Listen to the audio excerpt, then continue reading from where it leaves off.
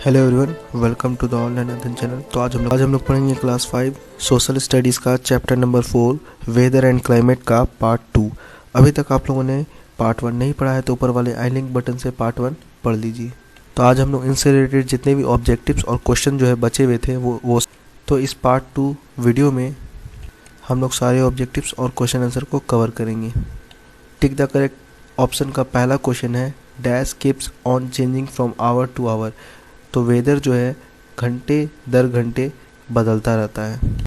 ये हर समय क्या होता है, मौसम जो है हर समय बदलता रहता है। सेकंड क्वेश्चन है dash also has a great effect on plants and animals. Climate जलवायु की वजह से भी पेड़ पौधे और जानवरों के ऊपर प्रभाव पड़ता है। थर्ड क्वेश्चन है the dash is the ultimate natural सा प्राकृतिक स्रोत है जिससे हमें हीट मिलता है पृथ्वी पर। तो वो कौन सा है, सूर्य है यानी कि सन है। तो सन होगा इसका सही आंसर। फोर्थ नंबर पर क्वेश्चन है the rays of the sun fall dash on the equator. Equator के पास जो सूर्य की किरणें पड़ती है वो कैसे पड़ती है, तो डायरेक्टली यानी कि डायरेक्ट वो पड़ती है। इस वजह से इक्वेटर वाला जो इलाका होता है वो गर्म होता है।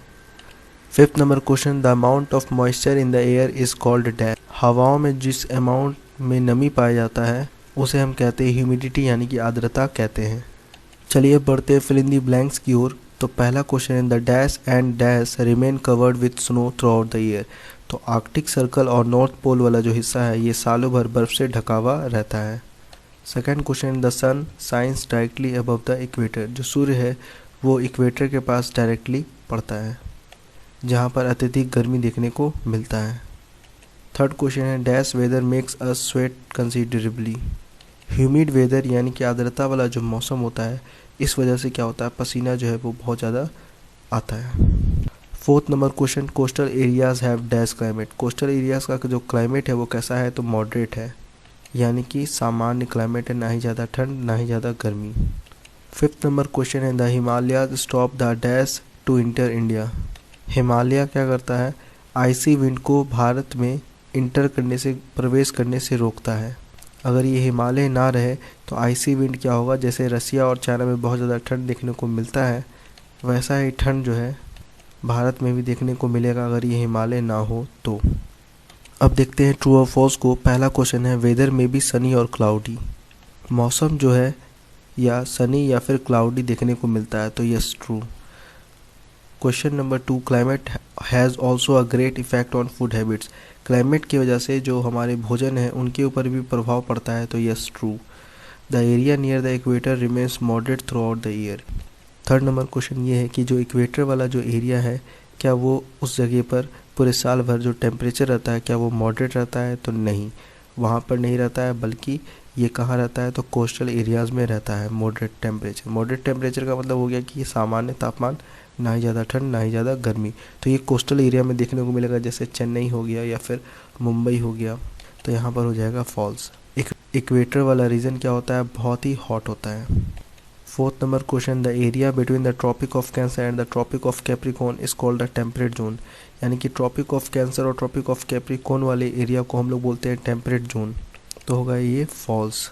फोर्थ नंबर में टेम्परेट जोन की जगह पर क्या होगा, ये टॉरिड जोन कहलाता है। यानी कि ट्रॉपिक ऑफ कैंसर और ट्रॉपिक ऑफ कैप्रिकॉर्न वाला जो एरिया है वो टॉरिड जोन कहलाता है। ट्रू और फॉल्स का लास्ट क्वेश्चन है the north pole and the south pole have a very hot climate. North pole और साउथ पोल वाला जो क्लाइमेट होता है क्या वो काफ़ी गर्म होता है, तो फॉल्स होगा। नॉर्थ पोल और साउथ पोल वाला जो क्लाइमेट होता है जिसे फ्रिजिड जोन भी कहा जाता है वो कैसा होता है, ठंड। जो नॉर्थ पोल और साउथ पोल वाला जो जोन होता है, क्लाइमेट जो होता है वहाँ का कैसा क्लाइमेट होता है, कोल्ड होता है, वेरी कोल्ड रहता है, जो सालों भर बर्फ से ढका हुआ रहता है, तो यहाँ पर हो जाएगा फॉल्स। अब इस चैप्टर से रिलेटेड जितने भी क्वेश्चन आंसर हैं इन सभी क्वेश्चन आंसर को भी हम लोग देखेंगे। पहला क्वेश्चन है what is the difference between weather and climate. Weather यानी कि मौसम और क्लाइमेट जलवायु में क्या अंतर है, तो इसके आंसर होंगे weather refers to short term atmospheric conditions while climate is the weather of a specific region average over a long period of time.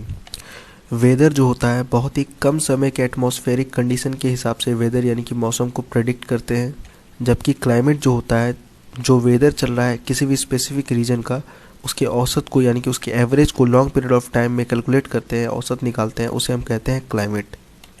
Second number question है name the factors that influence the climate of a place. Second number question में आपको ये बताना है ऐसे कौन कौन से फैक्टर इन्फ्लुएंस करते हैं क्लाइमेट को, किसी भी प्लेस के क्लाइमेट को। तो ऐसे बहुत सारे फैक्टर हैं जो क्लाइमेट को इन्फ्लुएंस करते हैं, क्लाइमेट को प्रभावित करते हैं। ऑलरेडी मैंने इसके बारे में डिटेल में बताया भी है। तो इसके आंसर आप लोग इस तरह लिख सकते हैं, लैटिट्यूड और distance from the equator, altitude और height above the sea level, यानी कि ऊंचाई, समुद्र से ऊंचाई वाले प्लेसेस की वजह से भी क्लाइमेट पे असर पड़ता है। डिस्टेंस फ्रॉम द सी, समुद्र से दूरी के वजह से भी असर पड़ता है। डायरेक्शन ऑफ विंड, हवाओं का दिशा भी इम्पॉर्टेंट रोल प्ले करता है क्लाइमेट के लिए। लोकेशन ऑफ माउंटेन रेंजेस, यानी कि पर्वत के लोकेशन के ऊपर भी क्लाइमेट डिपेंड करता है, जैसा कि आपको बताया भी गया है कि अगर हिमालय नहीं होता तो इस जगह पर रसिया और चाइना के जैसा ठंड देखने को मिलता। And the last point is humidity and rain, यानी कि आर्द्रता और वर्षा, इनके वजह से भी क्लाइमेट पे असर पड़ता है। Why do the place near the equator have hot climate? Equator के पास वाला जो प्लेस होता है, जगह होता है, वहाँ पे अत्यधिक गर्मी क्यों पड़ता है? आंसर होगा it is because the sun rays fall directly on the equator which makes it the hottest.